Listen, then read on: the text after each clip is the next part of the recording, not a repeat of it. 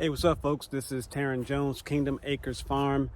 Hey, look, before I jump into updates on what we have been doing since our last video, can you believe that it is wintertime and it is 70 degrees? That is insane. I don't know where you guys are at that's watching this, but in VA, southeastern VA, it is 70 degrees in the winter. Crazy, crazy.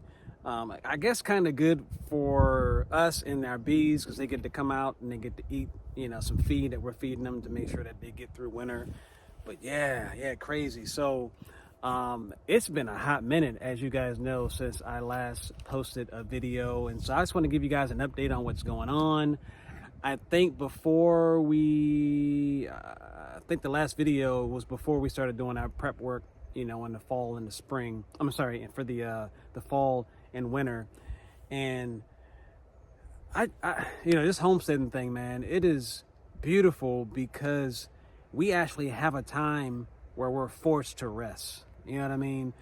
Like many other industries and vocations, you can be on the grind all year, right? But in homesteading, we had a season where we're kind of forced to chill out, pun intended, to chill out, right? In the colder months, chill out, reflect, maybe getting some planning for the next year. We got the rest and relaxation.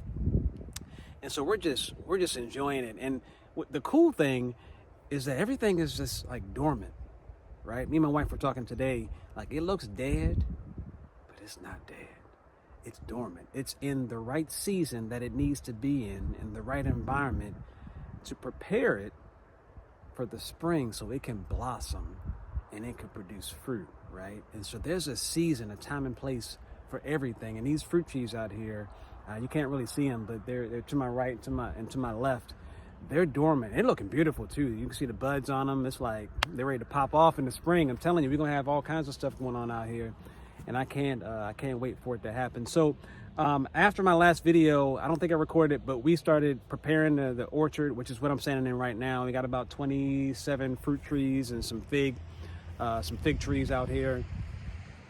Various varieties: apples, pears, peaches, plums, apricots, cherries, quince. We got a good bit of stuff, figs out here.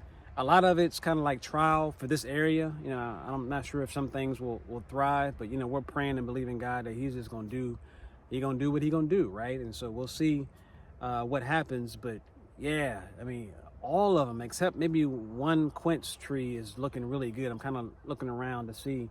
They all look good. Got a lot of pruning to do early spring, right, before they start popping off and budding and whatnot. But yeah, they're looking really healthy. And I'm so happy about that because we put a lot of work into this thing, y'all. Y'all saw some of the videos where we were digging ditches and all kinds of stuff. So yeah, so in preparation in the orchard, we didn't do a whole lot, right? Some people recommend fall pruning, and then others recommend spring pruning. And there are various reasons why you would or wouldn't do one or the other. We're focusing on spring. We don't want to cut and trim the trees or the trees back in fall. We want to do it in spring so it can recover more quickly and then do their thing. So that's our take. Some people may post some benefits to doing it in the fall, but we picked spring to do ours. Matter of fact, this will be our first time doing it, so it's kind of trial and error. We just landed on spring, and we'll see how it goes, right? It's our first year. So but yeah, we put down the tree guards, the root guards, if you ever look at an orchard, and we'll show you some. I'll do a B-roll here. But yeah, we got the trunk, the tree guards for the trunk of the tree. Apparently, rodents or whatever comes out and gnaws at the bark on the tree. And we got young trees out here in their early phase of life. We want to make sure they're well taken care of and protected as much as we can from predators.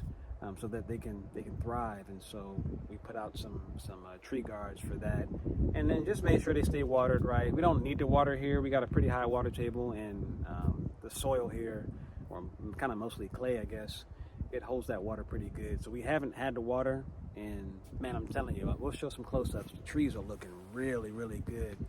I'm happy about that. I can't wait till spring. comes around. But again, we're gonna rest though. We're gonna rest right now while we can. Hadn't had to cut the grass, you know. Yeah, all good stuff. So everything's dormant.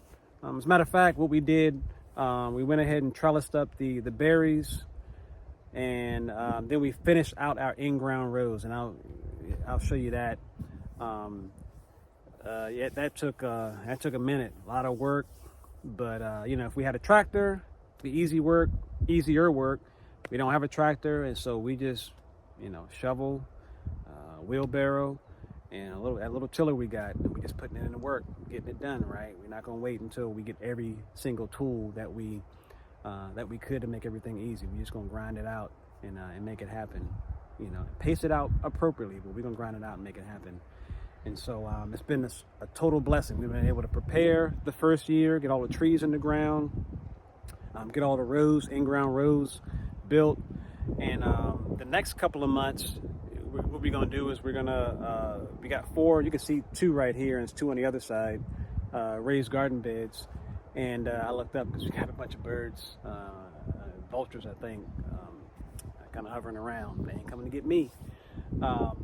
But yeah, we got, I think it's 5 rows in ground over there on the other side. But right here, we got the raised garden beds.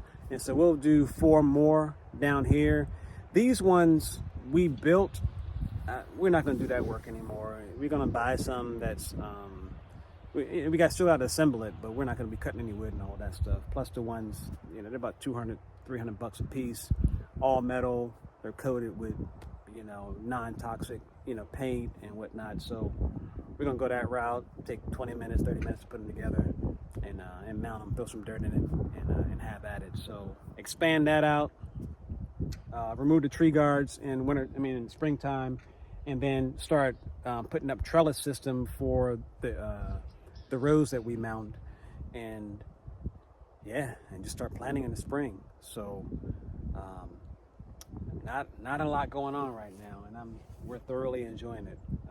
Yeah, this break, and focusing on some other things too. So 2026 is gonna be hitting. We're going to the market out here in Smithfield. We're gonna be having some produce in the market, honey. We're gonna have some honey out there we're gonna sell, and it's just gonna be a good time. So if you guys are in the local area and you following us, you know, Southeastern Virginia, you know, look us up and check us out. Like I said, we're gonna register, and hopefully we can get on board with the Smithfield market, because we're about 15 minutes from Smithfield, and we're gonna be out there, you know, selling local fresh produce and some local honey. So a lot of reviews on that honey too. So it's good to us, right? It's been good to us, tastes good, and it's been good to the folks that have purchased it last year. So just looking for a nice harvest. So that's the update. Like I said, not too much happened because we're in a season of rest, but I hope you guys are resting too, and as much as you can, and relaxing and settling down in this winter season, recouping, spending time with the Lord, praying, and just resting, man. And you know, and this new year, you know, I was talking to a good friend of mine. You know, we're focused on alignment, right? And how much, not that I'm fully, you know, misaligned, right?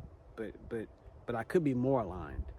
And so we're focusing this year on alignment, man. So we're doing a fast right now, and we're praying to God that He's going to help us to further align with Him on His purpose and plan for us in this life. And so we'll see how it goes, and how Kingdom Makers is going to tie into all the things that He's trying to do in and through us. So more to come on that. I'm going to try not to make it so long to get you guys a video of what we're doing out here. Yeah, so let's take a look at some of the stuff we're doing. I guess I won't do a B-roll. I'll just go ahead and just kind of walk you guys through it. Yeah, so you guys see here, this is the orchard area. We got the 27 fruit trees of various varieties, and yeah, got the tree guard on it. I think that's what you call it, tree guard. But it protects the, you know, the bottom part of the tree so that the rodents can't come and gnaw on it. They won't mess with the top part because I guess they can't reach it. I don't even know what rodents would even eat at the bark, but that's what I'm told. I'm just going by what I read and what I study. So so far so good. And look at these. I'll show you, because this one over here is like really, I'm really impressed with it. Look at my son Caden over there running around. He got his hat on. This woman's, I don't know what out here, but he happy. So, but yeah. So look at that little thing button. Can we get a good? Oh man, it won't focus. But yeah, you can see the tips, right? See how green the tips are? I mean, so they're in just like really good condition. So we'll have to prune, you know. So what I learned, and anybody that knows better than me, go ahead and chime in, because I don't mind learning and being corrected, is that when you don't want branches to come out at the same point, right? Or at the same level. And so see how these are staggered at different levels, and these right here at the same level. So I would, from what I read, need to cut one of these off, so they're kind of staggered as they go up. And you know what? I hate cutting branches, because I know fruit gonna grow on them. You know what I mean? And so you want the big harvest, but you know, the tree's got to be set up for success. So if that means less branches so it can produce well on the other branches, that's what we're gonna do. We got to prune so the tree can be healthy and produce. And this one right here is kind of wild. The branches are all over the place, and they're supposed to be, from what I read, at a 45-degree angle. So you see this one right here is not quite right. It's kind of curving back, so I need to bring that out kind of like that, so that it can let me back this out. There you go. So that you know, it can be more at a 45, and all of these are kind of wonky, and you want that 45 to more appropriately distribute that weight, so that when that fruit is on there, that fruit get heavy. Watched a video of somebody a couple days ago. You know, some of that fruit you got to take off even early, because when it started loading up, you know, the branches can't handle it, and so it just breaks off, especially if you get a strong wind. So yeah, see, they're looking really good. I mean, I'm happy about it. So here, this is where the berries are at. So we trellis this up, like I said earlier. So these are looking good. These are gonna bloom. So these are first year canes, right? And so you get fruit on second year canes. So technically this is the second year. So these are, I guess, second year canes really. And this year, 2026, more canes are gonna be produced, and those will be the first year canes that grow. And on the canes that grow this year, we'll get fruit on them next year. So first year canes grow, fruit abundance on the second year canes, and in the third year canes, the canes that are 3 years old, you cut back, because they're pretty much dead and won't do anything. So that's what we got here. Put this 4x4, I'm sorry, 6x6 post up. 6x6, yeah, 6x6 post up, because the distance is crazy long, and so we needed something to support that. This wire right here, because it's pretty tensed up. You can see how it's dropping, and we kind of got to fix that. But yeah, and like I said, the garden raised beds over here. We're gonna shoot 4 more further down. So we got 2 here, 2 there. We're gonna put 4 more further down, and the goal really is to have this whole row raised beds, right? So maybe we get another 12. So we got 4 here. We can get easy another 12. 1, 2, 3, yeah. And then we'll have what's that? 16? I guess that's right. Yeah. Public math, you know what I mean? And so these are the rows, right? So again, we had a little got a little walk behind tiller, and we just tilled the rows. And so the goal is, this is the drainage area. So this dip is a drainage area, because we're, you know, a higher water table here, and the soil doesn't drain as well. And so we plant things in this right here, and then all the extra water will fall off in the ditches. And so we'll plant everything here. So all of our peppers and green beans and tomatoes and all of that stuff, we'll plant in these rows here. And so we got the strawberry, just kind of, I guess, 1, 2, 3, 4, 5, 6, and then we'll have another row right here, 7.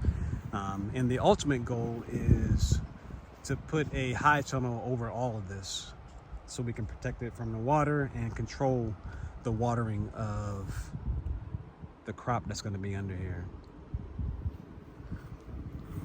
And over here is we're starting to do a mulch pile. Be very nice to have a tractor for it, to turn it and whatnot, and to make it better. But yeah, this is where I put some of the grass that I collect. Once we get the leaves up, which might happen in the next month or two before spring, I'll dump it over here. Set up a guard or something so we can keep it all boxed in. But get some collards over here. My wife and youngest daughter's project. Got some collards. They're young. They're really good they're good overall, but we've been eating them in like the baby leaves, basically, kind of where they're at now.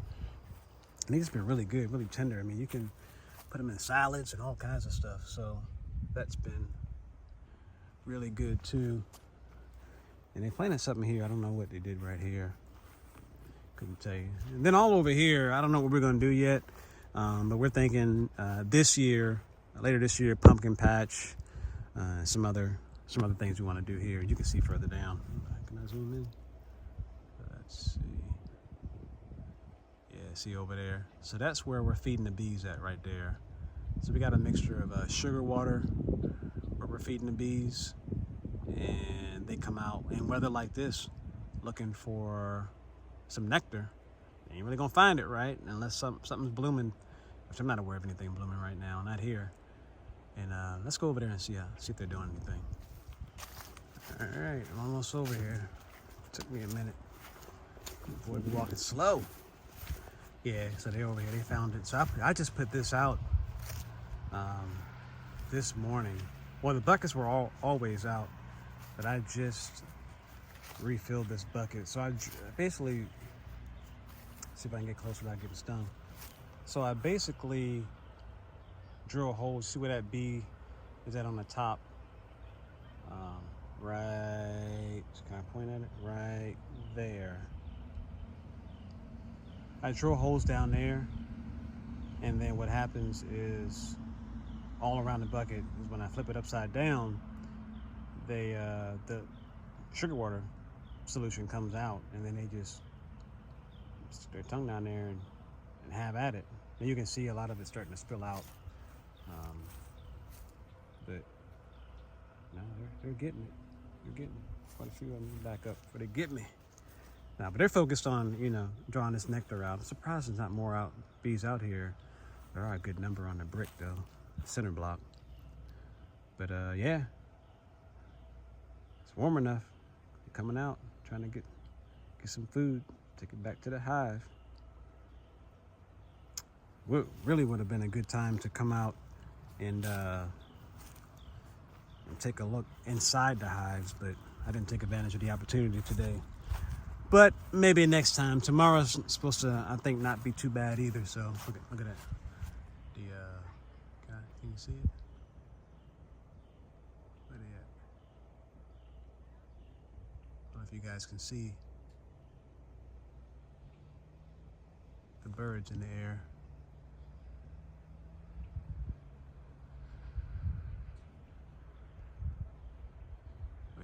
Kind of hard to see. Can I zoom in? There they go. Yeah, they be flying around. I don't know what they be seeing, but ain't nothing dead around here that I can tell. Look, one day I came out and I was walking in the backyard, and so the house is over there. So I was walking in the backyard behind the house, and you see we got detached garage right there. And it all of a sudden got dark. And I was like, what in the world? Man, I looked up, and it was a big old, I guess it was a big old buzzard, but it was so huge that it blocked the sun. And I was like, you gotta be kidding me. Like, the wingspan had to have been, and some of y'all gonna think I'm exaggerating. That wingspan, I never looked it up, how wide their, wingspan is, but that thing had to have been like 10 plus feet. It was huge. And matter of fact, it perched right on top of our, the corner right there of our detached garage. So yeah, they get big up out here. I guess a lot of eating. The deer be dropping a lot too. So it's good food for them. See, this is the other bucket here. So I guess there's still something there, because they over there drawing from it. But yeah. All right, folks, I'm heading back to the house. I'm gonna chill out for a little bit. I'm gonna go ahead and call it a day. Thanks a lot for watching, tuning in. Be on the lookout for another video. Like I said, I'm gonna do my best to try not to make it so long, man. I think it's been a few months now. To update you guys, even if it's just, you know, checking in, like, you know, you guys know we're still living. You know, we'll do that. So expect to hear from us soon. If you're not already following us, please follow us. Hit that like button and subscribe for our updates with that bell. I need to work on my pitch on that. Y'all know how to do it. So God bless you. Take care. Look forward to connecting with you guys and updating you on our progress very soon.